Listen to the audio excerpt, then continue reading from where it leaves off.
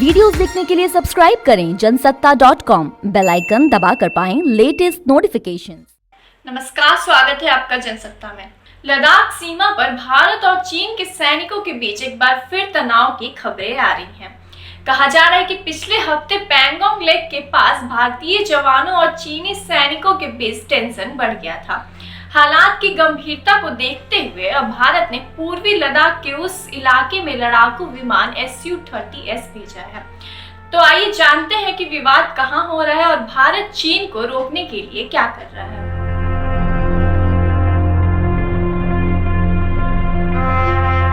पूर्वी लद्दाख में अधिकतर line of actual control LAC पर दोनों देश आमने सामने हो जाते हैं।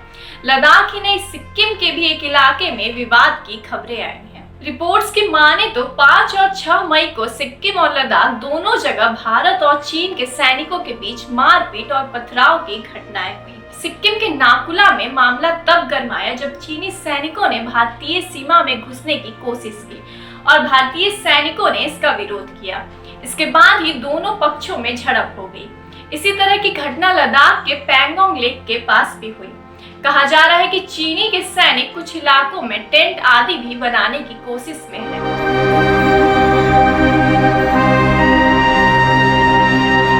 इस बीच इंडियन आर्मी की ओर से कहा गया है कि टकराव जैसी स्थिति जारी नहीं है। आर्मी के PRO अमन आनंद का कहना है कि पैंगोंग इलाकों में टकराव की स्थिति नहीं है।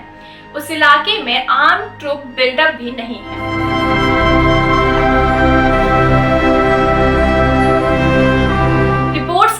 इस घटना के बाद इंडियन एयर फोर्स ने अपने लेह एयरबेस में 2 लड़ाकू विमान Su-30MKI इलाकों में निगरानी के लिए भेजे थे। सूत्रों का कहना है कि किसी भी तरह से एयर स्पेस का उल्लंघन नहीं किया गया है और ऐसी रूटीन ट्रेनिंग फ्लाइंग होते रहती है। बता दें कि भारत और चीन के बीच मौजूदा एग्रीमेंट के मुताबिक LAC पर सीमा के नजदीक कोई भी एयरक्राफ्ट 10 किलोमीटर के दायरे में नहीं जा सकता है। इसके लिए दोनों साइड को एक दूसरे को जानकारी देनी होती है। हेलीकॉप्टर के लिए यह दायरा 1 किलोमीटर है।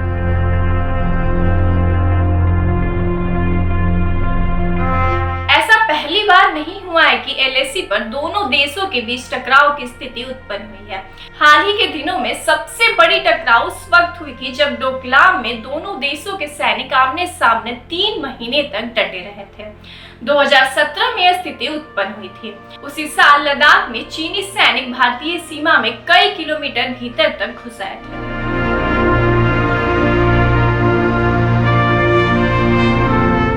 मौजूदा वैश्विक हालात की बात करें तो कोरोना वायरस के कारण चीन को बड़े पैमाने पर आरोप झेलने पड़ रहे हैं।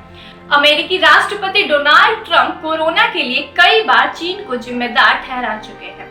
चीन पर कार्रवाई की भी कई बार धमकी दे चुके हैं। वहीं वेस्ट के कई और देश कोरोना के चलते नुकसान के कारण चीन से हर्जाना मांग रहे हैं।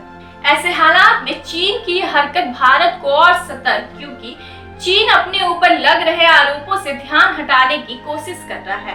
इसलिए भारत को सतर्क ही रहना होगा। आपको हमारी ये रिपोर्ट कैसी लगी हमें कमेंट बॉक्स में बताएं। देश और दुनिया की और भी खबरों के लिए बनी रहिए जनसत्ता के साथ।